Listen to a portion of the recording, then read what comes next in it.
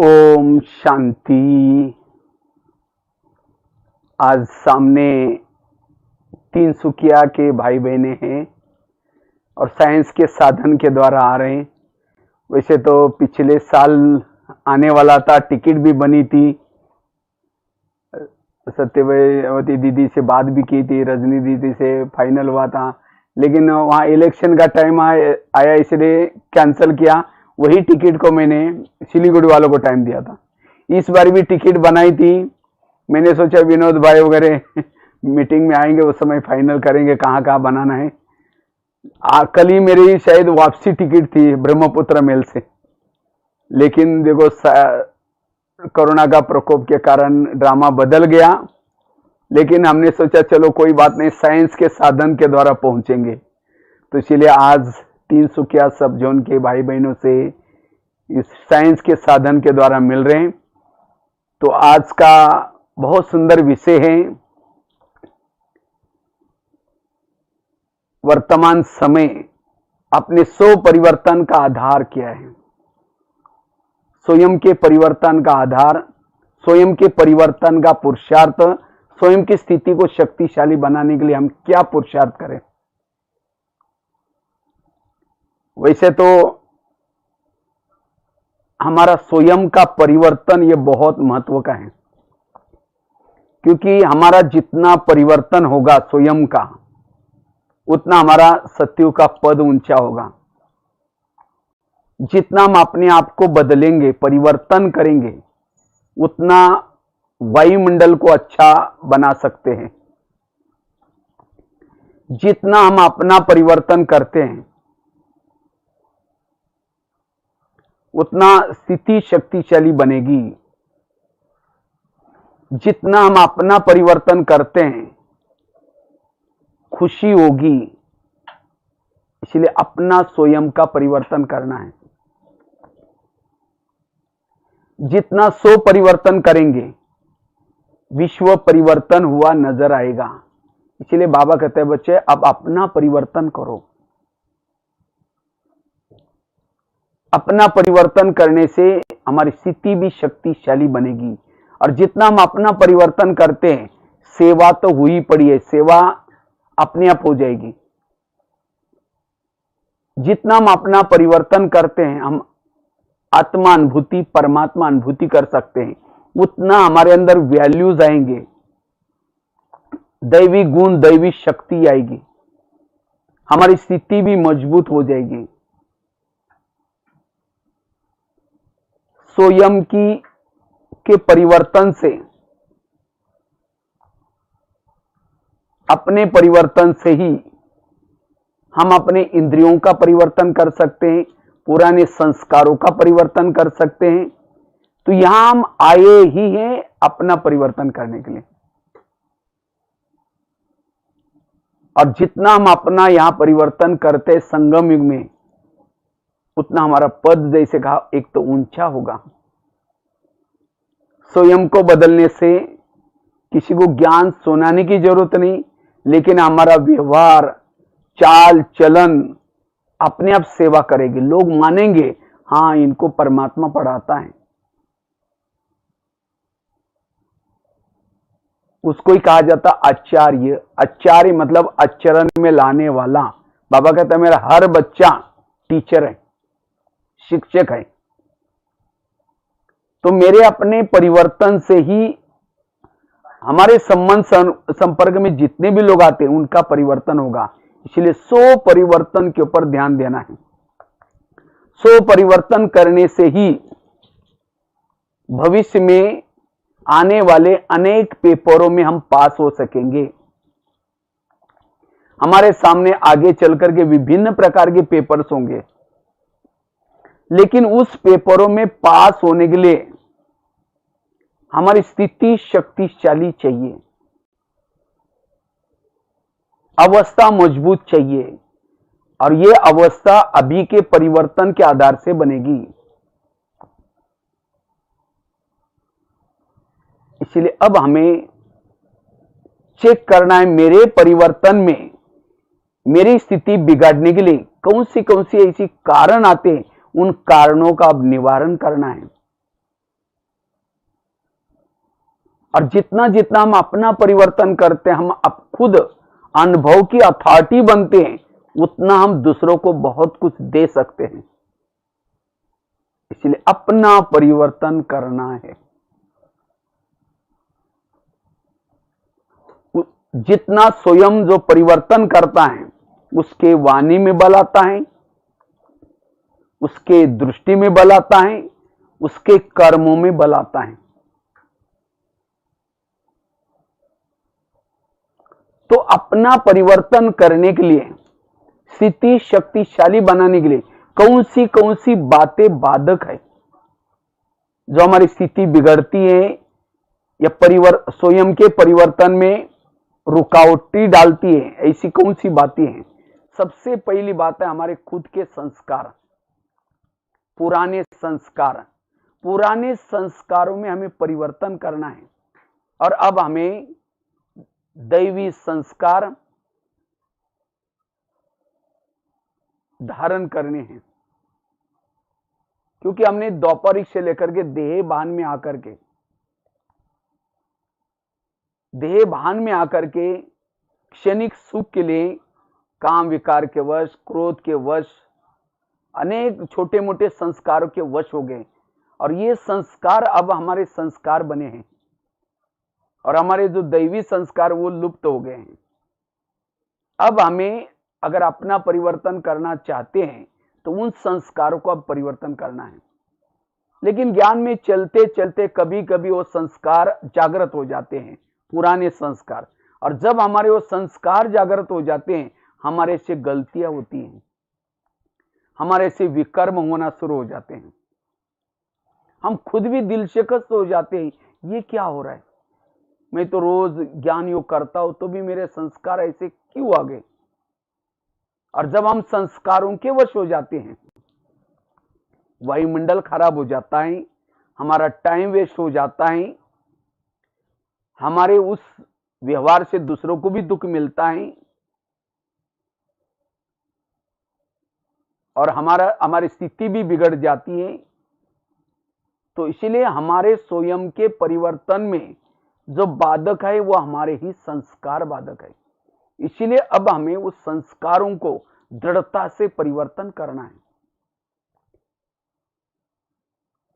तो कैसे पता चलेगी कि मेरे अंदर क्या संस्कार है? जो संस्कार चलते चलते आपकी खुशी गायब हो जाते हैं, प्रभु मिलन से आपको दूर करते हैं और बार बार रिपीट होते हैं। वैसे ये मम्मा का महीना है, 24 जून को मम्मा डे होता है। मम्मा मम्मा क्यों बनी? मम्मा एक गलती दोबारा नहीं करती थी, एक भूल दोबारा नहीं करती थी, वो शक्ति अवतार थी। लेकिन आज हम क्या करते हैं, एक ही संस्कार के वश बार बार होते हैं। इसीलिए दृढ़ता से उस संस्कार को परिवर्तन करना है। वही संस्कार हमारी की हुई कमाई चट करता है, इंद्रियों के वश करता है, वायुमंडल को खराब कराता है। इसीलिए अब हमें उस संस्कार का परिवर्तन करना है। अगर बार बार जितना बार हम उस संस्कार के वश हो जाते हैं, उतना हमारे विकर्म बनते हैं, उतना हमारा पद कम हो जाएगा, एक का 100 गुना विकर्म बन जाएगा। इसलिए अब मुझे उस संस्कार का परिवर्तन करना है। कईयों को क्या लगता है, जब भविष्य में चारों तरफ से परिस्थितियां बिगड़ेगी, विनाश की लीला देखेगी, तब हमारा संस्कार अपने आप बदलेगा, वही राग आएगा। लेकिन ऐसी कोई बात नहीं। वो संस्कार अंश का वंश बन सकता है। बाबा कहते ना, अंत में माया तो फुल फोर्स से आएगी। इसीलिए वो मेरा संस्कार अंश का वंश न बन जाए, अंत में मुझे फेल न करें, अब भी से इसका इलाज करना है। इसीलिए संस्कारों का परिवर्तन। तो जो संस्कार मेरे जीवन में बार बार रिपीट होता है, उसको ढूंढना है, मेरी बीमारी क्या है, और उसी बीमारी का इलाज करना है। यही बीमारी हमारा टाइम वेस्ट करते हैं, हमें दिल शिकस्त बनाती है। इसलिए वो संस्कार को ढूंढना, ये है स्वयं का परिवर्तन। अगर मेरा वो संस्कार नहीं बदलता, इसका मतलब मेरा ज्ञान योग ठीक नहीं है। अगर वो संस्कार मेरा नहीं बदलता, इसका मतलब मेरी स्थिति कमजोर है, मैंने वो अतीन्द्रिय सुख का अनुभव नहीं किया है। जैसे कोई जिलेबी खाता है, अगर उसको मुरमुरा दो फीका लगेगा, कहेगा नहीं नहीं मुझे जिलेबी खाया मुरमुरा नहीं चाहिए। इसी तरह जिसने प्रभु मिलन का सुख लिया है, अतीन्द्रिय सुख लिए हैं, वो संस्कार उसको तंग नहीं करेगा, कहेगा नहीं मुझे कुछ नहीं चाहिए। ऐसी आत्मा सचमुच अनुभव किया है। इसलिए हमें तपस्या से वो संस्कार को परिवर्तन करना है, सदा स्वयं को बिजी रखना है। जितना बिजी रखेंगे अपने आप को, उतना वो संस्कार का परिवर्तन होगा। बिजी रहेंगे, खाली नहीं रहना है। बाबा कहते खाली मन शैतान का घर। जैसे कोई पड़ोसनी आपके घर में आते, कब आते? जब आप फ्री है। अगर आप काम करते तो आएगी, देखेगी, फिर जाएगी, फिर देखेगी, और थोड़ा भी फ्री है तो आएगी, कहेगी मैं 10 बार चक्कर लगाया, तुम तो पता नहीं क्या काम कर रही थी, बातें करना शुरू करेगी। अब बिजी है, चली जाएगी। इस क्षेत्र मायावी मासी है, पड़ोसनी है, वो हमारे पास कब आते? जब हम फ्री है। इसलिए सदा अपने आप को बिजी रखना है, संस्कार परिवर्तन होगा। जितना हम मुरलियों की स्टडी करेंगे, मुरलियों के नॉलेजफुल बनेंगे, उतना उस संस्कार का असर कम हो जाएगा। क्योंकि बाबा ने सभी मुरलियों में हर विकारों के बारे में, वो विकार कब आता है, कैसा आता है, ये सब बताया हुआ है। चाहे काम विकार के बारे में मुरली चलिए, चाहे क्रोध के बारे में चलिए, अलग अलग विकारों के बारे में मुरलियां चलिए। जैसे हॉस्पिटल में जाते हैं, डिस्पेंसरी में दवाई कौन सी मांगते? जो बीमारी है वही दवाई मांगते। इसी तरह हमें भी मेरी बीमारी क्या है, उसकी टैबलेट बाबा ने क्या दी, आज के मुरली में कौन सी पॉइंट चली, उसको कैच करना है। और जितना उस संस्कारों के नॉलेजफुल बनेंगे, वो कैसा आता है, क्या देखने चाहता है, तब उसका असर कम हो जाएगा। आत्म अभिमानी तपस्या जितना करेंगे, उतना उस संस्कार का असर कम हो जाएगा। जितना ज्वाला स्वरूप योग करेंगे, वो संस्कार का असर कम हो जाएगा। जैसे राम और रावण युद्ध करता है, राम रावण का एक सिर काटता है, फिर दूसरा काटता है, रावण नहीं मरता। इतने में विभीषण आता है, कैसे कहता है ऐसा नहीं मरेगा, उसके नाभि में तीर लगाओ। जब नाभि में तीर लगाया तो रावण क्या हो गया? मर गया।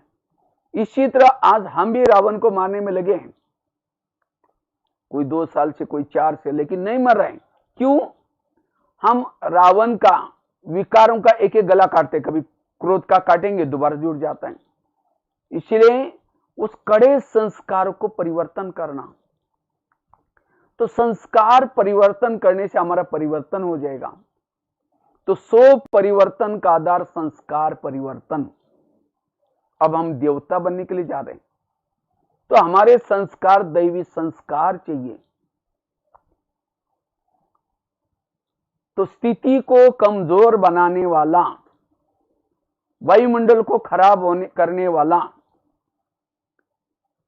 अवस्था बिगड़ने वाला संस्कार होता है। इसलिए संस्कारों का परिवर्तन। दूसरी बात है, हमें स्वयं का परिवर्तन करना है। उसका कौन सा पुरुषार्थ करना है? बाबा के श्रीमत प्रमाण चलने का पुरुषार्थ। जितना जितना बाबा के श्रीमत प्रमाण चलते हैं, हमारा अपने आप परिवर्तन होता है। हमें कोई नया रास्ता नहीं बनाना है, कोई नया पुरुषार्थ नहीं करना है। जो बाबा ने हमें ब्राह्मणों के लिए नियम दिए हैं, अमृत वेला उठने का नियम,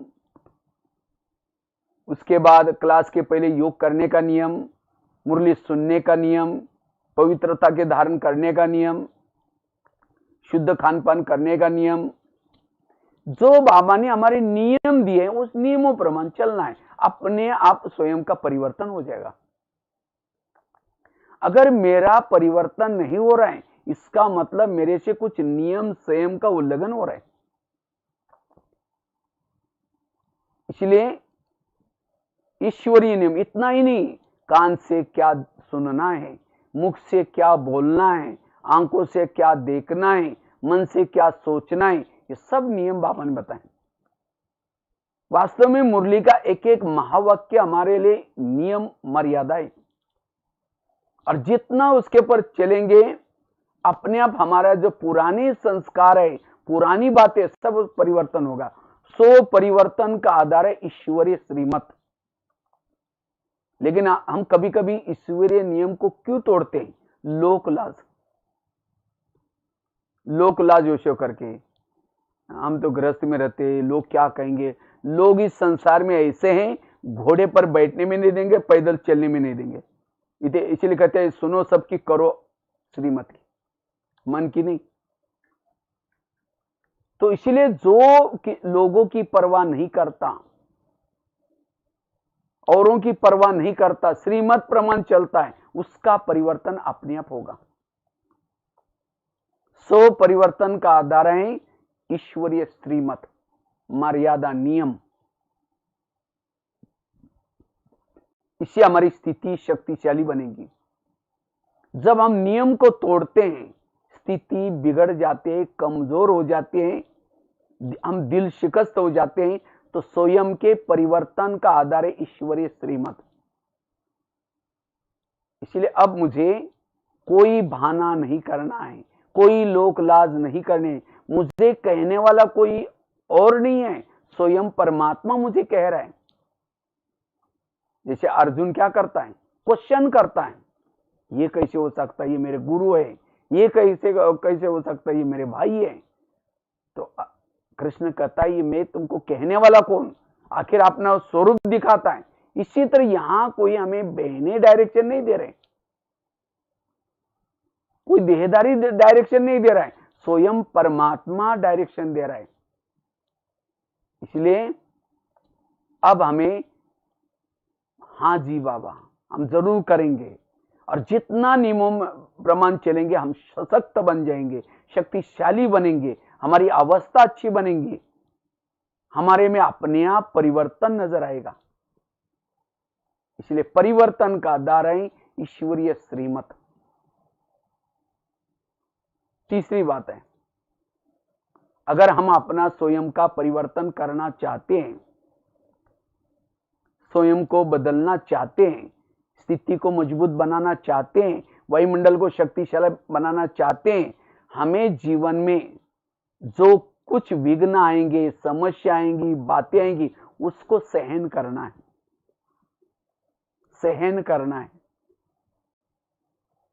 जितना हमारे अंदर सहन शक्ति होगी, हमारा स्वयं का परिवर्तन होगा। परिवर्तन का आधार है सहन शक्ति। वैसे तो शक्तियां तो बहुत है, लेकिन सहन शक्ति बहुत महान शक्ति है। सहन शक्ति सारी शक्तियों में से बड़ी बहन है, बाकी शक्तियां उसकी छोटी बहन है। जब बड़ी बहन आएगी हमारे पास, बाकी उसकी 7 बहनें भी आएगी। जब 7 बहनें आएगी, अष्ट शक्ति आएगी, दैवी गुण शक्तियों के बच्चे हैं। मां आएगी तो बच्चे भी आएंगे। हर शक्ति के 3-3, 4-4 बच्चे हैं, दैवी गुण साथी है। समझो सहन शक्ति आपके पास आ गई, उसके साथ में शांति, एकाग्रता, एकरस, अंतर्मुखता, ये 3-4 गुण भी आएंगे। और अष्ट शक्तियों की अगर आएगी, 32 दैवी गुण आएंगे। जिसके इर्द गिर्द में अष्ट शक्ति है, 32 गुण है, वो है मास्टर सर्वशक्तिवान। वो विकार उसके लिए कुछ नहीं कर सकते, संस्कार उसके लिए कुछ नहीं कर सकते, उसकी अवस्था शक्तिशाली बनेगी। इसलिए मुझे सब कुछ सहन करना है, सहना यही गहना है। जब हम सहन करते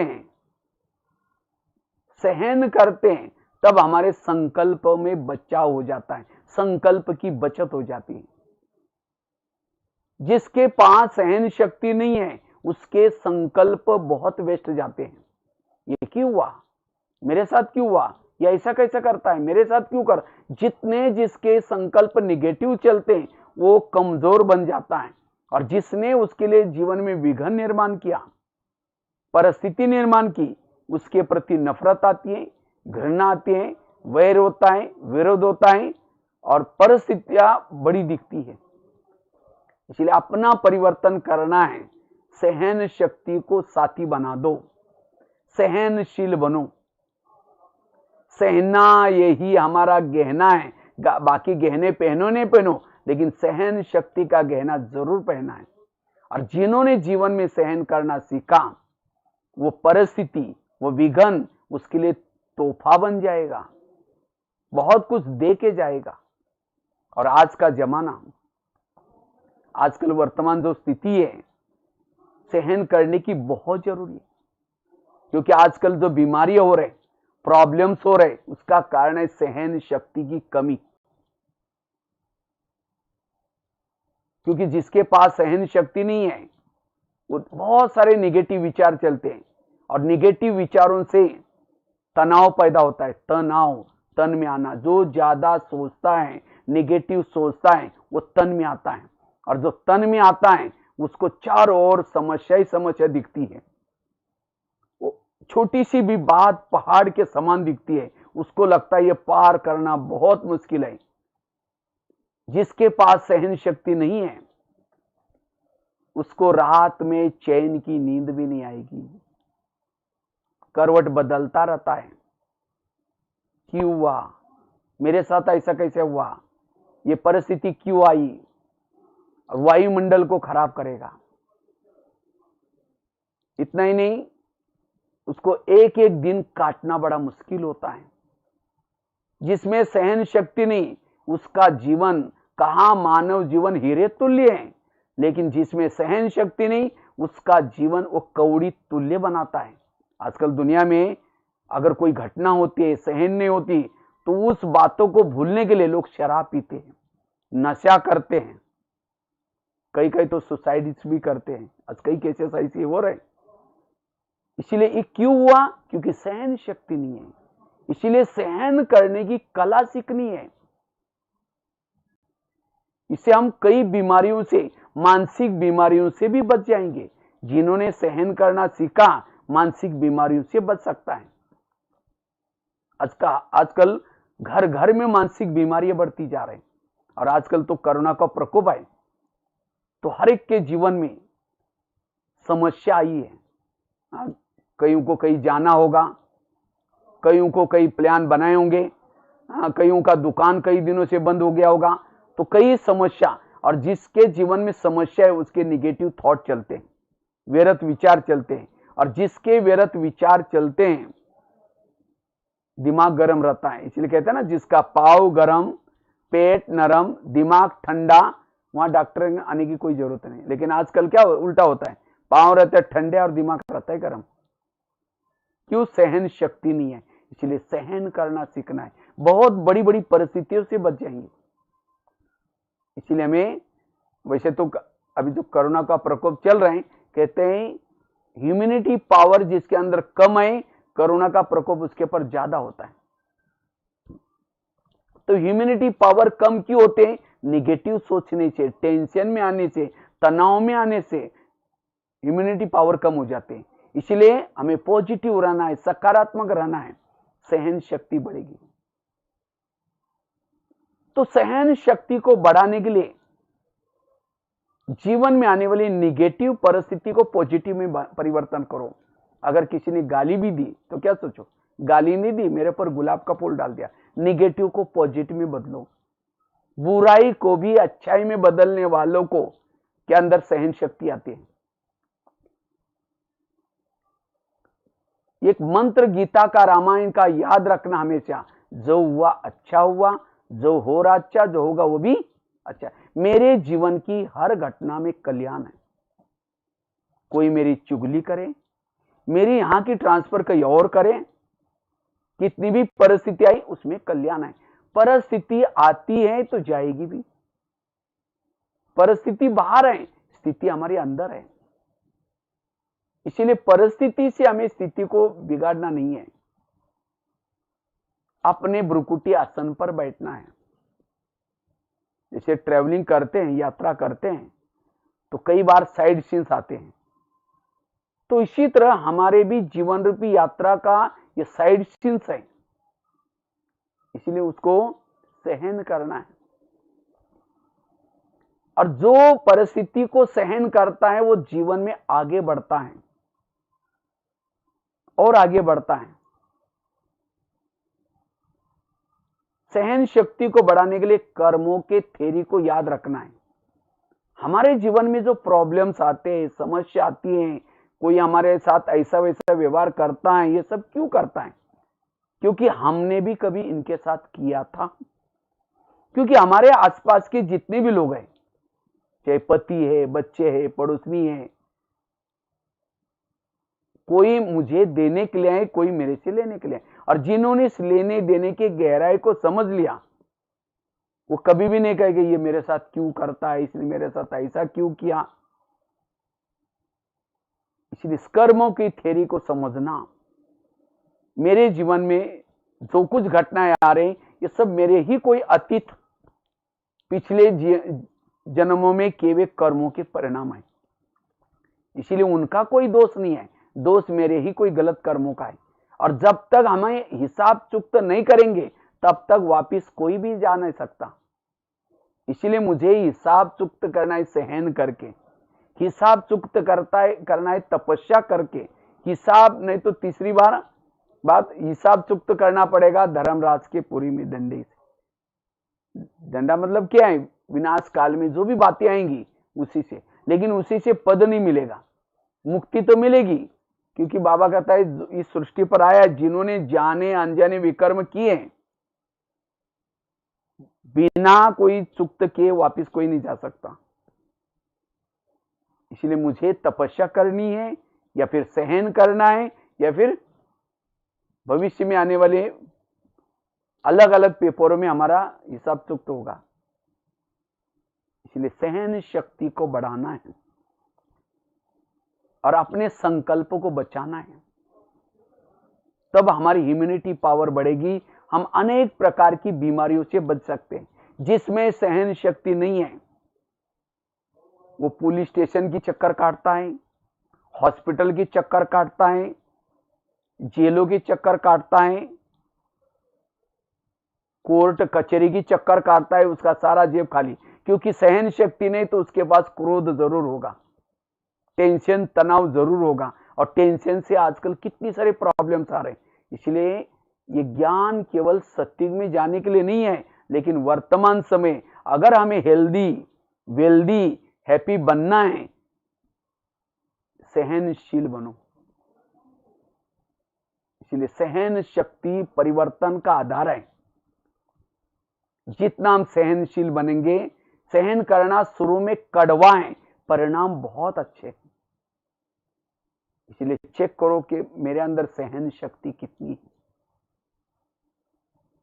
इससे परिवर्तन आएगा। 3 बातें सुनाई। अगर हम अपना परिवर्तन करना चाहते हैं, पहली बात बताई अपने संस्कारों में परिवर्तन करना। दूसरी बात बताई सदा ईश्वरीय श्रीमत प्रमाण चलना है। जब तक जीना है मुझे श्रीमत प्रमाण चलना है, उसमें अलस अलबेलापन नहीं करना है, श्रीमत प्रमाण चलना है, तब हमारे में परिवर्तन आएगा। तीसरी बात, परिवर्तन का आधार है सहन शक्ति, और जो जितना सहन करता उतना बड़ा बनता है। बड़ा बनने के लिए सहना पड़ता है, बिना सहन करते कोई भी बड़ा नहीं बनता। चौथी बात है, अगर हम अपना परिवर्तन करना चाहते हैं, स्थिति को शक्तिशाली बनाना चाहते हैं, वायुमंडल को अच्छा बनाना चाहते हैं, उसके लिए योग तपस्या का हमें प्लान बनाना है। रोज साधना करनी। साधना ये परिवर्तन का आधार है, क्योंकि केवल ज्ञान से परिवर्तन नहीं होगा। हमारे पास ज्ञान है, समझ है, लेकिन ताकत नहीं, तो भी गलत काम होंगे। क्योंकि दोनों भी चाहिए, दोनों भी पंख चाहिए। हमारा परिवर्तन का आधार ज्ञान भी चाहिए, योग भी चाहिए। समझो हमने मुरली सुनी, योग नहीं किया तो बाहर जाएंगे, मन संस्कार के वश होकर के कहेगा ये मुझे करना है, ये मुझे करना है, लेकिन बुद्धि कहेगी नहीं करना, क्योंकि आज की बाबा की मुरली में कहा है ये नहीं करना। मन कहेगा करना है, बुद्धि कहेगी नहीं करना है, क्योंकि ज्ञान सुना है। लेकिन बुद्धि में ताकत नहीं है, ज्ञान है, समझ है, लेकिन ताकत नहीं, तो भी मन भारी होकर के उसके बुद्धि को दबा करके विवेक को दबा करके गलत काम करेगा। इसलिए योग भी चाहिए। अच्छा समझो हमने योग ही किया, ज्ञान नहीं सुना, ताकत है लेकिन ज्ञान नहीं, तो भी गलत काम होगा। इसलिए ज्ञान भी चाहिए, योग भी चाहिए, तब हमारा परिवर्तन होगा। इसीलिए तपस्या में, रोज की दिनचर्या में तपस्या को स्थान देना है। और वैसे तो अभी लॉकडाउन का समय है, सभी को तो अच्छी तरह टाइम मिला होगा। हमें साधना जरूर करनी है। एक तो बैठ करके साधना भी करनी है और कर्मों में भी चलते फिरते मेरी बुद्धि संसार में अब न लगे। संसार परिवर्तन होने वाला है, तो मेरी बुद्धि अब सदा परमात्मा की तरफ लगी रहे, क्योंकि योग का आधार है बुद्धि, तीसरा नेत्र।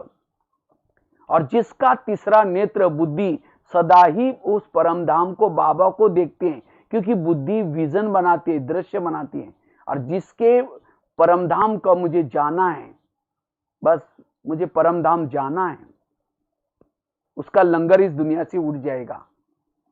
जिसके बुद्धि के ऊपर कोई चीजों का प्रभाव, व्यक्ति का प्रभाव, पैसा कमाने का प्रभाव, कोई बातों का प्रभाव है, बुद्धि भटकेगी। जिसकी बुद्धि भटकेगी उसका मन भटकेगा। भले हम योग में बैठेंगे भी अमृत वाला, शरीर बैठा है लेकिन मन बुद्धि भटक रहे, वो ताकत नहीं मिलेगी, परिवर्तन नहीं होगा। इसलिए कई भाई बहन ज्ञान में चल रहे हैं लेकिन उनमें परिवर्तन नहीं आ रहा है, वो खुद ही दिल से कसता है। क्यों? योग में ध्यान भटक रहा है। इसलिए हमें अपनी बुद्धि को क्या करना है, इस संसार से निकालना है। और कब निकलेगा? जब बुद्धि से बात करते रहेंगे, बुद्धि को जागृत रखेंगे। जब सारा दिन हम निगेटिव सोचते हैं, व्यर्थ सोचते हैं, तब जाकर के बुद्धि के ऊपर एक प्रकार की धूल आती है, और धूल वाले बुद्धि में वो परमधाम का दृश्य, परमात्मा का दृश्य नहीं रहेगा, क्लियर दिखाई नहीं पड़ेगा। इसीलिए बुद्धि को क्लीन और क्लियर रखना है, और तब जाकर के हमारे में परिवर्तन आएगा। तो परिवर्तन का आधार है योग, तपस्या। इसलिए ध्यान में भी बैठने के बाद चेक करो कि मेरा ध्यान कहां है, बुद्धि कहां है। नहीं तो भक्ति मार्ग में ये किया, माला जप रहे, राम राम राम राम, देखना बे बिल्ली दूतने पे राम राम राम। अब यहां भी बैठेंगे योग में, मैं आत्मा हूं, शांत स्वरूप हूं। अचानक थाली का आवाज आया, कहेंगे बेटा तुमने क्या गिराया, थोड़ा ध्यान से लेना। कई समझे योग में भी जा रहे, रास्ते में देखा कि बहुत अच्छा सब्जी वाला जा रहे, बैंगन की सब्जी लेकर के, फिर सोचेंगे वाह कितनी अच्छी सब्जी है, चलो आज शाम को इसकी सब्जी बनाएंगे। पहले सोचेंगे जाकर के योग लगाएंगे, जाते समय लेके जाएंगे। सेंटर पर गए, लाल लाइट चल रहा है, गीत बज रहे हैं, शुरू करेंगे मैं आत्मा हूं, शांत स्वरूप हूं, शक्ति स्वरूप। फिर कहेंगे अरे वो थैली तो लाए नहीं, वो बैंगन कैसे लेके जाऊं। फिर कहेंगे ठीक है कोई बात नहीं, उसके पास तो प्लास्टिक का थैला तो होगा ही। फिर कहेंगे मैं आत्मा हूं, शांत स्वरूप हूं। फिर सोचेंगे गैस के ऊपर जो दूध रखा था शायद मैंने उसको बंद किया या ऐसे चल रहे हैं। फिर कहेंगे चलो भाई कोई बात नहीं, बुझा ही देगा, मैं आत्मा हूं, शांत स्वरूप हूं। फिर सोचे अरे घर में तो मेहमान आने वाला था, मैंने सोचा था उसके लिए छोले बनाऊं, चने, लेकिन रात को तो भिगो ही नहीं, चलो छोड़ो कुछ और बना देंगे, मैं आत्मा हूं, शांत स्वरूप हूं, शक्ति स्वरूप। लाल लाइट की सफेद लाइट हो गई, योग का टाइम पूरा हो। सामने वाला बैठने वाला सोचेगा वाह इन्होंने आधा घंटा योग किया, लेकिन इनका योग कहाँ लगा था, वो बैंगन वाला योग या छोले वाला योग है, बाबा वाला योग नहीं था। माताओं को ऐसी बातें याद है कि भाइयों को कोई दुकान की बात याद है, कोई पढ़ाई पढ़ने वाला पढ़ाई की बातें याद है। योग में बैठते समय हमें कोई बातें याद ना आए सिवाय बाबा के। इसलिए जब हम ध्यान योग अच्छी तरह करते हैं, तब जाकर के हमारी आत्मा की बैटरी चार्ज हो जाते हैं, आत्मिक स्थिति रहती है, इससे हमारा परिवर्तन होगा। हमें किसी की दोष दिखाई नहीं पड़ेंगे, सब अच्छे दिखाई पड़ेंगे। इसलिए तपस्या, साधना लगन से करनी है। विधि पूर्वक करनी है। और खास तो अमृतवेला का योग, क्लास के पहले आधा घंटा योग। भले अभी क्लास लॉकडाउन होने के कारण क्लास में तो नहीं जाते होंगे, कोई बात नहीं, आप समझो टीवी के सामने देखते हैं या मोबाइल के सामने देखते हैं, लेकिन वहां भी हमें आधा घंटे का योग करके फिर बाद में मुरली सुननी है। नहीं तो ऐसा नहीं कोई देखने वाला तो है नहीं, सीधा मुरली सुन ली और कभी भी सेव रहते हैं यूट्यूब में, कभी भी सुनो, ये नहीं। हमें सवेरे सवेरे आत्मा को ये चीज आत्मा को उन्नति करने के लिए 3 चीजें जरूर करनी है। एक तो अमृतवेला का योग, क्लास के पहले योग और ईश्वरी महावाक्य, 3 जरूर करनी है। और जो ये 3 चीजें करता है, इससे मनोबल बढ़ता है, आत्मबल बढ़ता है, इससे ऑटोमेटिकली आत्मा में परिवर्तन आता है। यह है परिवर्तन का आधार।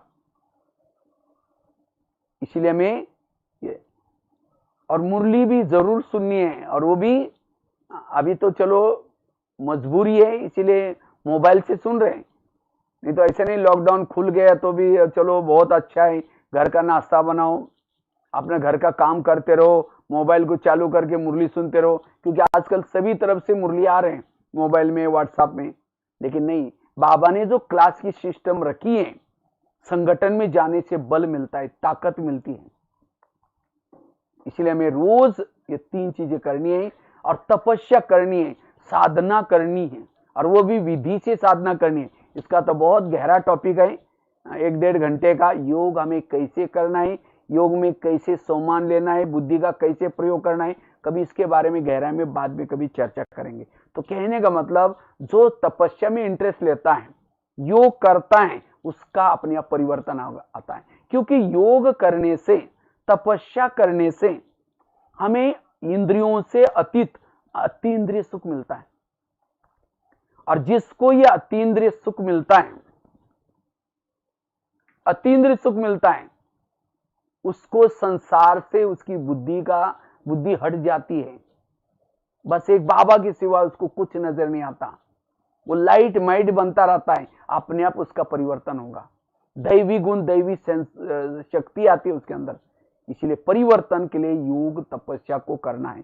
शाम के समय का नुमा शाम का योग, ट्रैफिक कंट्रोल का योग, साथ में रात को सोने से पहले योग।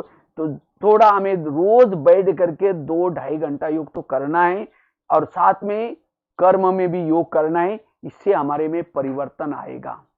क्योंकि जितनी बुद्धि जिसकी परमात्मा के तरफ लगी रहती है, उसके चाल चलन में अलौकिकता नजर आती है, लौकिकता दिखाई नहीं पड़ेगी। कहेंगे मस्ती में चल रहे हैं, प्रभु मस्ती में चल रहे हैं, क्योंकि उसका ध्यान परमात्मा, इस संसार में क्या हो रहा है, कितने दुख है, उसको कोई एहसास नहीं होगा, वो अपने मस्ती में रहेगा। इसलिए तपस्या करनी, साधना करनी है। चौथी बात बताएं। 5वीं बात है, अगर हम अपना परिवर्तन करना चाहते हैं, स्वयं का परिवर्तन करना चाहते हैं, इसके लिए सदा आत्म स्वरूप में स्थित रहना है, आत्मा के रूप में स्थित रहना है। जितना हम आत्मा के स्वरूप में स्थित रहते हैं, उतना हमारे में परिवर्तन आएगा। क्योंकि आत्मा के स्वरूप में रहने से विकार कोई भी वार नहीं करता। विकार तब हमारे ऊपर वार करता है जब हम देह के भान में आते हैं। इसीलिए बाबा हर मुरली में कहता है, बच्चे आत्मा की स्मृति में रहो सदा। इसलिए आत्मा की स्मृति, ये पहला लेसन यही है, और अंत का लेसन भी हमारे यही है। ये सारा जो बीज का विस्तार बाबा ने पढ़ाया, आत्मा के स्वरूप में टिकने के लिए, सहन शक्ति, श्रीमत, कम सोचना, पॉजिटिव सोचना, ये सारा करने से हमारी मूल आत्मिक स्वरूप बन जाएगा। और जिसका आत्मिक स्वरूप बनता है, उसके अंदर दैवी गुण, दैवी संस्कार ऑटोमेटिकली आएंगे, वो देवता के स्वरूप बन जाएगा। वास्तव में सबसे बड़ा विकार है देह का भान। देह का भान सबसे बड़ा विकार है। इसीलिए बाबा हर मुरली में कहते हैं, बच्चे देही अभिमानी बनो। क्योंकि जितना देही अभिमानी स्थिति में रहते हैं, हमें बाबा के सिवाय कुछ भी दिखता नहीं है। परमात्मा भूल क्यों जाता है, खुदा क्यों भूल जाते हैं, खुद के स्मृति को भूल जाते, जो खुद को भूल जाता है उसको खुदा भूल जाता है। इसीलिए खुद की स्मृति कभी नहीं भूलना है। मैं आत्मा हूं, सामने वाली आत्मा को देख रहे हैं। और जब हम आत्मा के स्वरूप में रहेंगे तो दूसरे के अंदर भी, सभी के अंदर गुण दिखाई पड़ेंगे, अच्छाई दिखाई पड़ेंगे। हमारे अंदर क्षमा करने का गुण आएगा, दया करने का गुण आएगा, आपकारी पर भी उपकार करने का गुण आएगा। जैसे बाबा सबका प्यारा क्यों है? क्योंकि बाबा निराकारी स्वरूप में रहता है। इसीलिए बाबा शांति का सागर, दया का सागर, आपकारी पर भी उपकार करता है। तो ये बाबा के गुण मेरे अंदर आए, इसीलिए मुझे आत्मिक स्वरूप में सदा टिकना है। बार बार ये पाठ पक्का करना है, मैं आत्मा हूं, मैं विदेही हूं, मैं अशरीरी हूं। इस स्वरूप में टिकने से, अगर ये स्वरूप आपका नेचुरल बना है, आप भले बाकी स्थूल कुछ सेवा नहीं कर रहे तो भी आपसे वाइब्रेशंस फैल रहे और ये संसार को बहुत बड़ी आपकी मदद मिल रही, क्योंकि ये आत्मिक स्वरूप के वाइब्रेशन फैलने से विकार रूपी जीवाणु है वो अपने आप भस्म हो जाते, खत्म हो जाते। इसलिए गीता में कृष्ण अर्जुन को कहता है, हे अर्जुन तुम सूर्य बनो, सूर्य। तो अब हमें संगम युग में, लास्ट में सूर्य के समान निराकारी वो बीज रूप स्थिति में स्थित रहना है। और जितना हमारी ये बीज रूप स्थिति है, आत्मिक स्थिति है, विधेयी स्थिति है, उतना हमारे खुद के भी विकर्म विनाश होंगे। इतना ही नहीं, हमें कोई भी संस्कार हमारे पर अटैक नहीं करेगा। जब रावण सीता के पास आता है, वो माचिस की तिली जला करके रखती है, रावण उसको टच भी नहीं करता। इसी तरह इस रावण के राज्य में रहते हुए भी मेरी आत्मा की तिली सदा जली रहे, जागृत रहे। जैसे जिस घर में लाइट होती है वो भूत नहीं रहते। भूत कहां आता है? जहां अंधेरा है। इसी तरह जितना हमारा आत्मा की लाइट इस शरीर में जलती है, उतना ये विकार रूपी भूतों से हम बच जाएंगे, स्थिति अच्छी बनेगी, हमारे में परिवर्तन दिखाई पड़ेगा, हम काम क्रोध से बचे रहेंगे। फिर कहेंगे देखो ये भाई बहुत अच्छा है, क्योंकि आत्मिक स्वरूप में टिकता है, उसकी सारी इंद्रियां उसके वश में रहेगी। इतना ही नहीं, रात को सोए हैं, योग युक्त स्थिति रहेगी, रास्ते में चल रहे योग युक्त स्थिति रहेगी। इसलिए बाबा को हर मुरली में कहना पड़ता है, बच्चे आत्मा का पाठ पक्का करो। इसलिए आत्माभिमानी स्थिति में रहने से ही हमारे में परिवर्तन आएगा। जैसा हम बनना चाहते वैसे बन जाएंगे। इसलिए बार बार इस पाठ को पक्का करना है। तो ये आत्मा का पाठ मेरा सदा पक्का रहे, मेरी आत्मा की ऊर्जा सदा जागृत रहे, इसके लिए पवित्रता की धारणा पक्की चाहिए। जितना हमारे पास पवित्रता, आत्मा का दीपक जलता रहेगा, जितना निरहंकारी स्वरूप में रहेंगे, बाबा मेरे से कराता है, बाबा कराता है, मैं कुछ नहीं करता हूं, मेरे पास जितनी भी कला है ये बाबा ने दी भी कला है, मेरा कुछ भी नहीं है, निरहंकारी, उतना निराकारी। जितना सोमान में रहेंगे निराकारी स्थिति रहेगी। इसलिए जितना सवेरे का अमृत वाला योग अच्छा होगा, क्लास के पहले योग होगा, मुरली सुनेंगे, आत्मिक स्थिति बनेगी, शुद्ध भोजन खाएंगे, पवित्रता की धारणा करेंगे, ये सब धारणाओं का सारा है निराकारी स्थिति। और अंतिम समय में जो हमारे सामने पेपर आने वाले हैं, चाहे प्रकृति के पेपर, चाहे लोगों के तरफ के पेपर, चाहे खुद के संस्कार के पेपर, सभी पेपरों में पास होने के लिए ये निराकारी स्थिति बड़ी काम आने वाली। और 1 सेकंड के पेपर होंगे। इसलिए अंतिम समय के पेपरों में पास होने के लिए इस निराकारी स्वरूप में स्थित रहना है, आत्मा के स्वरूप में स्थित रहना है। इसलिए आत्मा का पाठ पक्का करना है। जो आत्मा का पाठ जिसका पक्का है निरंतर, वो है एवर रेडी, वो कभी भी जाने के लिए तैयार है। वो जैसे कि ऊपर से आया है, बस निमित्त सेवा के लिए शरीर में बैठा है, वो उसकी स्थिति ट्रस्टी रहेगा, साक्षी होकर के रहेगा। आंखें खुली है, कान खुला है, उसकी अवस्था ऐसी रहेगी जैसे देखते हुए न देखने की अवस्था। और ऐसी आत्मिक स्थिति में रहने वालों के वाणी में बल, कर्मों में बल। इसलिए इस स्वरूप में टिकना है। 5 बातें बताए और लास्ट की एक बात सुना करके पूरा करता हूं। अगर हम अपना परिवर्तन करना चाहते हैं, खुद का परिवर्तन करना चाहते हैं, उसके लिए हमें अपने इंद्रियों की चेकिंग करनी है। कर्म इंद्रिय की, सारा दिन मेरी कर्म इंद्रिया क्या क्या कर रहे हैं। परिवर्तन का आधार ये है। परिवर्तन का आधार ये नहीं कि बैच पहन लिया, सफेद ड्रेस पहन लिया, ये ऊपर का परिवर्तन हो गया। अगर मुझे आंतरिक परिवर्तन करना है, मेरे संस्कारों में परिवर्तन करना है, उसके लिए संस्कार बने कर्म इंद्रिय के वश होने से। इसीलिए बाबा कहता है चैरिटी बिगिंस एट होम। आप अपने घर को सुधारो। घर मतलब लौकिक नहीं, ये शरीर आत्मा का पहला घर है। इसलिए रोज हमें कर्म इंद्रिय की चेकिंग करनी है। कान क्या सुन रहे हैं, आंखें क्या देख रहे हैं, मुंह क्या बोल रहे हैं, ये परिवर्तन। और तब जाकर के हमारे में परिवर्तन आएगा, स्वयं के परिवर्तन का दिन। और इसके लिए निरहंकारी बनने की जरूरत है। नहीं तो पांडव की विजय होती, और विजय होने के बाद पांडव सभी पहाड़ी पर जाते हैं। 5 पांडव, द्रौपदी, कुत्ता। लेकिन चलते चलते अचानक द्रौपदी गिर गई, तो भीम की नजर गई। भीम ने देखा कि द्रौपदी है ही नहीं। तो जब भीम ने देखा कि द्रौपदी है ही नहीं, तो देखा तो वो एक खड्डे में गिर गई थी। सब पांडव पीछे गए वापिस, तो देखा कि वो बहुत महिमा करता युधिष्ठिर, कितनी अच्छी स्त्री थी, हमारे साथ में रही, जंगल में रही, त्याग किया, तपस्या किया, सब कुछ किया, लेकिन उसने लगाव नहीं छोड़ा। और लगाव नहीं छोड़ा इसलिए पहाड़ी पर चढ़ नहीं सकी, क्योंकि उस पहाड़ी का नियम था वही चढ़ सकता था जो सत्य ईमानदार है। तो जिसके साथ लगाव था वो तो चले गए, पांडवों को जाना था ऊपर पहाड़ी पर। तो भीम महिमा करता है तो भी युधिष्ठिर सुनते रहता है। उसने कहा सब कुछ छोड़ा, लेकिन उसने लगाव नहीं छोड़ा।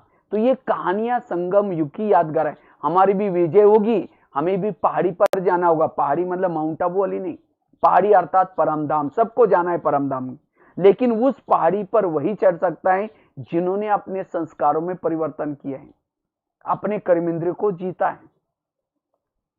आगे गया, नकुल गिर गया, सहदेव गिर गया, भीम गिर गया, अर्जुन गिर गया, और केवल कुत्ता और युधिष्ठिर स्वर्ग में गए। ये सब कहानियां संगम की है। अगर चलते चलते हमारे जीवन में अभिमान आता है, अभिमान आया, गुणों का गुलदस्ता मुरझाया। इसलिए हमें सदा निरहंकारी होकर के रहना है, और निरहंकारी बनने के लिए कर्मेंद्रिय जीत बनना है। इसलिए एक एक कर्मेंद्रिय की चेकिंग करो, कौन सी कर्मेंद्रिय हमें धोखा देती है। और जो कर्मेंद्रियों में परिवर्तन, हर इंद्रियों को श्रीमत प्रमाण चलाना है। कान क्या सुन रहे हैं, आंखें क्या देख रहे हैं, मुंह क्या बोल रहे हैं, इस सब की, इसको ही बाबा कहते हैं सो परिवर्तन। अपने चैरिटी बिगिंस एट होम। अपने घर को सुधारो। घर मतलब लौकिक नहीं, शरीर आत्मा का घर है। और इसी तरह अगर ये हम 5-6 बातों का वर्तमान के परिस्थिति में अटेंशन रखेंगे, हमारे में परिवर्तन आएगा। और जितना हमारा में परिवर्तन आएगा, उतना हम भविष्य में ऊंचा पद प्राप्त करेंगे। और अपना परिवर्तन से सेवा भी दिन दुगुना रात चौगुना बढ़ जाएगी। और जितना हम अपना परिवर्तन करेंगे, उतना हमें खुशी भी होगी, उतना हमारे संकल्प में बल, हमारे व्यवहार में बल। इसलिए हर एक को आचार्य बनना। आचार्य मतलब आचरण में लाने वाले। केवल हमें औरों को सुनाना नहीं, लेकिन अपना परिवर्तन। और अपना परिवर्तन करने वाला ही आने वाले भविष्य के पेपरों में खुद पास हो जाएगा।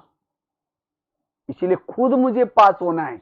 हमने तो औरों को तो सुनाया, सेवा ही तो की, लेकिन अब हमें स्वयं को पास करने के लिए, अपनी स्थिति को पावरफुल बनाने के लिए ये 5-6 बातों का ध्यान रखना है। ये 5-6 बातें हमारे जीवन में विघ्न रूप में आती हैं। और भी कई बातें हैं, परचिंतन की बातें। आजकल तो परचिंतन तो सभी के अंदर थोड़ा थोड़ा बीच बीच में आता रहता है। न चाहते भी कोई आकर के सुनाएगा किसी की व्यर्थ बातें, वो बहन ऐसे, वो भाई ऐसे। और कब जब हम ऐसी बातें सुनते हैं, व्यर्थ बातें सुनते हैं, व्यर्थ बातें सुनने से विघ्न पैदा होंगे, इससे वायुमंडल खराब हो जाएगा। फिर ऐसी बातें सुनने से बाबा भी हमको प्यार नहीं करेगा। इसीलिए बाबा कहते हैं ना, बच्चे झगमुई झगमुई नहीं करो, पर चिंतन, क्योंकि इसमें टाइम चला जाता है। इसलिए मुझे अब जबकि चारों तरफ से परिवर्तन के नजारे दिखाई पड़ रहे हैं, बाबा जो मुरली में कह रहे थे, बच्चे ऐसा होगा, घर से बाहर भी नहीं निकलेंगे, ये सब दिखाई पड़ रहे हैं। तो इसीलिए मुझे अब अपना टाइम क्या करना है, मुझे पढ़ाई में, सो चिंतन में लगना है, करना है। क्योंकि 84 जन्मों की सीढ़ी उतरने के लिए कितना साल लगे, 5000 वर्ष लगे। अब मुझे वो सीढ़ी को चढ़ना है, कितना साल है हमको। वैसे तो बाबा ने कहा था संगम युग एक जन्म का, लेकिन हर एक को एक पूरा जन्म तो नहीं मिला। कोई तो अभी यज्ञ को तो 84 साल हो गए, तो हमको कितना सा, किसी को 4 साल पहले ज्ञान मिला है, किसी को 6 साल पहले, किसी को 10, 20, 40 साल पहले, तो सबको तो पूरा जन्म भी नहीं मिला। उतरने के लिए इतना साल लगे, चढ़ने के लिए इतना दिन है हमारे पास। तो कितना हमें तीव्र पुरुषार्थ करना है, जितना योग लगाएंगे सीढ़ी ऊपर चढ़ेंगे, जितना सेवा करेंगे सीढ़ी ऊपर चढ़ेंगे। लेकिन थोड़ा सा परचिंतन किया, निगेटिव कुछ काम किया, सीढ़ी नीचे। अब यही करते रहेंगे, थोड़ा सा सेवा किया, योग किया, ऊपर चढ़ेंगे, फिर बाहर गए, परचिंतन किया, निगेटिव, नीचे नीचे ऊपर, नीचे ऊपर करके संगम का टाइम पूरा हो जाएगा, बीच में लटक जाएंगे, कहीं ना कहीं त्रेता में पहुंच जाएंगे। तो मुझे अब चढ़ना ही है, चढ़ना है, ऊपर ही चढ़ना है, बस उतरने का नाम नहीं लेना है। इसलिए अब हमें पर चिंतन, व्यर्थ चिंतन, इन सब बातों को छोड़ करके अपना परिवर्तन करना है। क्योंकि दूसरों को परिवर्तन करने का ठेका बाबा का है, मेरा ठेका नहीं है। मेरा ठेका केवल मुझे अपना परिवर्तन करने का है। वास्तव में ये ज्ञान सुनाने, हम दूसरों को सुनाते भी क्यों हैं? क्योंकि ज्ञान सुनाने से उसकी दुआएं मिलते हैं, और ये दुआएं मिलने से मेरा परिवर्तन होगा। क्योंकि दुआएं परमधाम में जाने का विमान है। इसीलिए हमें अपना ही अभी तक भी मेरा परिवर्तन ही नहीं हो रहा है, इसका मतलब कहीं ना कहीं गड़बड़ है। इसीलिए मुझे अपना परिवर्तन करना है, 20 नाखून का परिवर्तन करना है। क्योंकि जब बाबा की प्रत्यक्षता होगी तो कई लोग ढूंढते हुए आपके पास आएंगे, लेकिन आपने स्टॉक जमा ही नहीं किया है, आप खुद ही अभी तो प्यासे हैं, तो दूसरों की प्यास कैसे बुझा सकेंगे? इसीलिए बाबा कहते बच्चे अब अपना परिवर्तन करो, और इसके लिए यह टाइम हमें मिला था तपस्या करने के लिए, साधना करने के लिए। तो जरूर ये 5-6 बातों को अपने जीवन में यूज करेंगे, क्योंकि संगम का समय कम है, न जाने कल आगे क्या होने वाला है। एक एक दिन मुझे बाबा ने मेरा भाग्य बनाने के लिए दिया है। बाबा ने मेहरबानी की मेरे ऊपर कि मुझे जिंदा रखा है, लेकिन उसको मैं कैसा प्रयोग में लाता हूं। इसलिए ये 6-7 बातें जो बताई, अगर मुझे अपना परिवर्तन करना है, एक तो सबसे पहली बात बताई, मुझे अब अपने संस्कारों में परिवर्तन करना है। दूसरी बात बताई, मुझे अगर अपना परिवर्तन करना है, मुझे बाबा के श्रीमत प्रमाण चलना है। तीसरी बात बताई, मुझे सहन करना है, कभी भी व्यर्थ संकल्प नहीं चलाना है, अपने संकल्पों को बचाना है। चौथी बात बताई, अगर मुझे अपना परिवर्तन करना है, स्वयं का परिवर्तन करना है, इसलिए देही अभिमानी स्थिति, आत्मा अभिमानी स्थिति में रहना है। पांचवी बात बताई, अगर मुझे स्वयं का परिवर्तन करना है,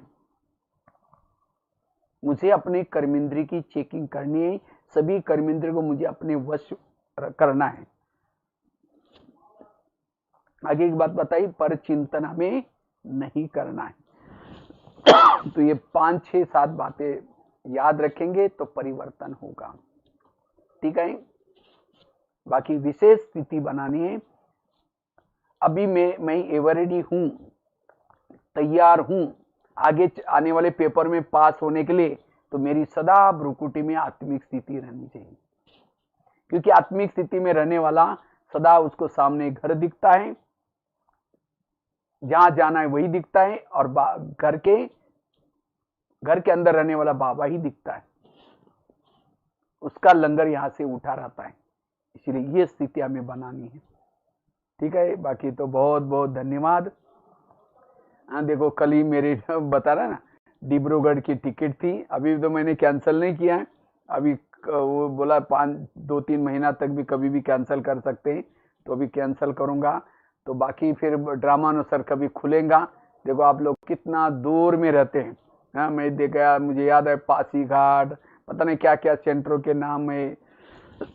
सभी को सभी तरफ जा करके स्कूलों में 1 महीना 1.5 महीना शायद रहा था, स्कूलों में, जेल में, मिलिट्री वालों का, सभी तरफ ऐसी सेवा कहते हैं। और कहते हैं एक बार अगर ब्रह्मपुत्रा क्रॉस किया, उसको 3 बार ब्रह्मपुत्रा क्रॉस करना ही पड़ता है। तो मैंने तो 2 बार तो इजीली क्रॉस किया। एक बार आई थी गुवाहाटी की तरफ 1 महीना, दूसरी बार तिनसुकिया। अब दोनों तरफ आधे आधे, क्योंकि जो बाकी और छोटे छोटे प्रदेश है, इम्फाल वगैरह, वो सब बके रहे थे। तो हमने सोचा था इस बार करेंगे, लेकिन तीसरी बार क्रॉस करने के लिए 2 बार तो विघन आए। लेकिन अभी तो इस बार ही इस साधनों के द्वारा आए, स्कूल में भी एक बार जरूर आएंगे और क्रॉस करेंगे, फिर बाकी रहे हुए सेंटर पर जाएंगे। इसी के साथ रजनी बहन को बहुत बहुत धन्यवाद। मैंने वो फोन गजेंद्र भाई से नंबर लिया और बात किया, प्रोग्राम बनाया। बाकी सत्यवती दीदी को, साथ में विनोद भाई को, बाकी सभी भाई बहनों को बहुत बहुत मधुबन की तरफ से याद प्यार। और बाकी आप लोग बहुत अच्छा, जितने दूर है उतना बाबा के दिल में है। तो आप लोग बहुत अच्छा तीव्र पुरुषार्थ करते होंगे और करते रहेंगे। बाकी और भी मिलते रहेंगे। बाकी 2 मिनट हम कमेंट्री से योग करके कार्यक्रम पूरा करेंगे। सभी अपने अपने जगह पर कमर सीधी करके बैठेंगे और स्वयं को भ्रुकुटी आसन पर स्थित रखेंगे। मैं आत्मा भ्रुकुटी आसन पर बैठी हूं। मैं आत्मा बहुत ही भाग्यशाली आत्मा हूं। इस संसार में आकर के मैंने 84 जन्मों का पाठ पूरा किया है, और हर पार्ट मेरा हीरो एक्टर था। महान आत्माओं के संग में मुझे पार्ट बजाने का मौका मिला।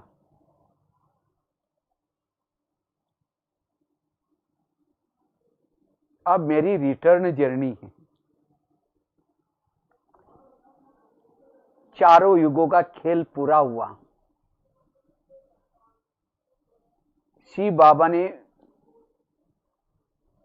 ज्ञान का डमरू बजा बजा करके ये सृष्टि के आदि मध्य अंत का ज्ञान बताया है। सचमुच बाबा, मैं कितनी भाग्यशाली हूं। आपने मेरे पर कितना उपकार किया है।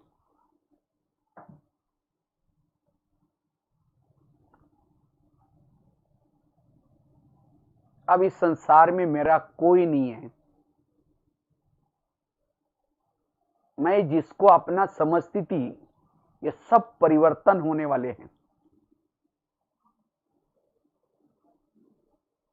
अब मुझे वापिस जाना है। यह शरीर मेरी एक डब्बी है। मैं आत्मा इसमें चैतन्य में हीरा हूं।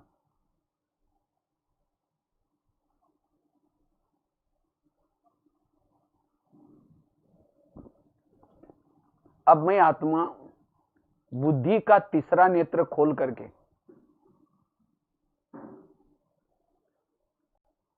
एक प्रकाश का शरीर धारण करके बुद्धि और मन के द्वारा अपने वतन की तरफ जा रही हूं।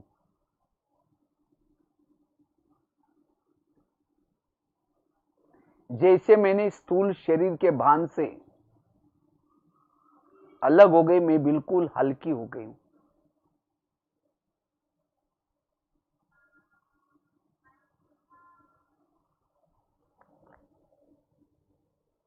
चांद सूरज तारंगन से भी पार मैं जा रही हूं, देख रही हूं बुद्धि रूपी नेत्र के द्वारा।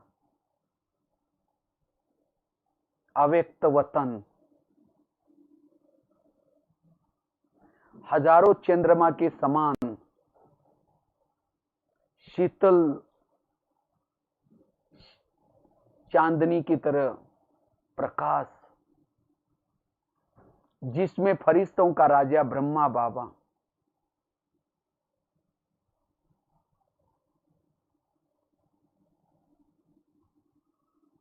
मैं बाबा से दृष्टि ले रही हूं।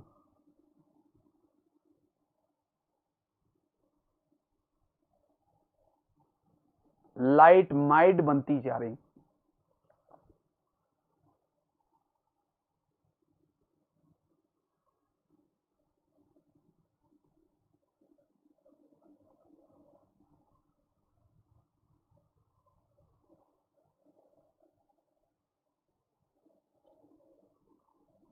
अब धीरे धीरे मैं आत्मा ज्योति परम धाम की तरफ जा रही हूं।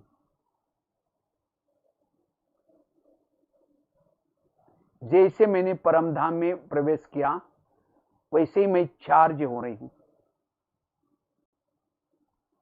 सर्वशक्तिवान के साथ।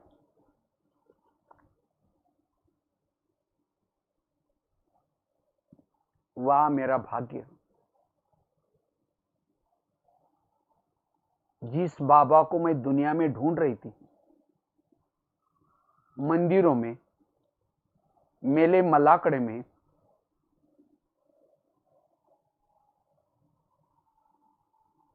वो बाबा को मैं इन बुद्धि रूपी आंख से देख रही हूं। बाबा की शक्तियों को ग्रहण कर रही हूं।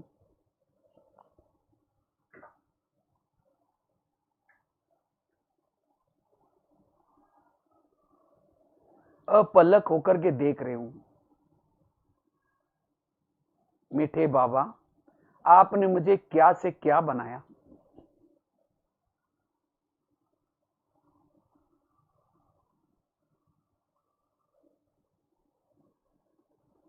बाबा के सानिध्य से मेरे आत्मा के अंदर के जन्म जन्मांतर के विकारों के जन्म नष्ट होते जा रहे। मैं ज्वाला स्वरूप स्थिति की अनुभूति करती जा रही हूं।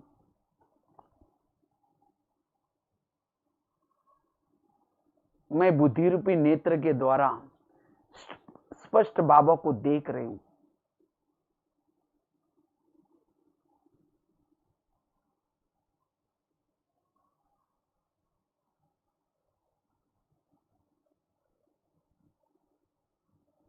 प्रभु की शक्तियों को ग्रहण करके, प्रभु मिलन मना करके, अब मैं आत्मा, मन और बुद्धि को समेटते हुए धीरे धीरे वापिस इस भौतिक जगत में आती हूं। जैसे मैं भौतिक जगत के शरीर में प्रवेश किया, मेरे अंग अंग से शक्तियों की किरणें निकल रही हैं। मेरी आत्मा की ज्योति जागृत है। अब मैं इस ज्योति को सदा जागृत रखूंगी।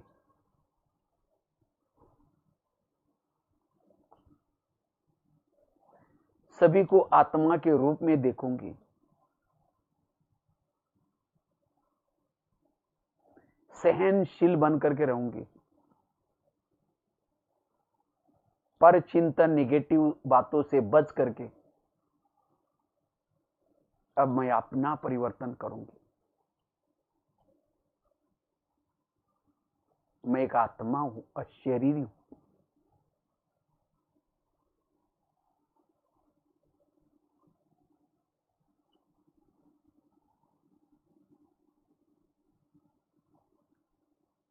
ओम शांति शांति शांति।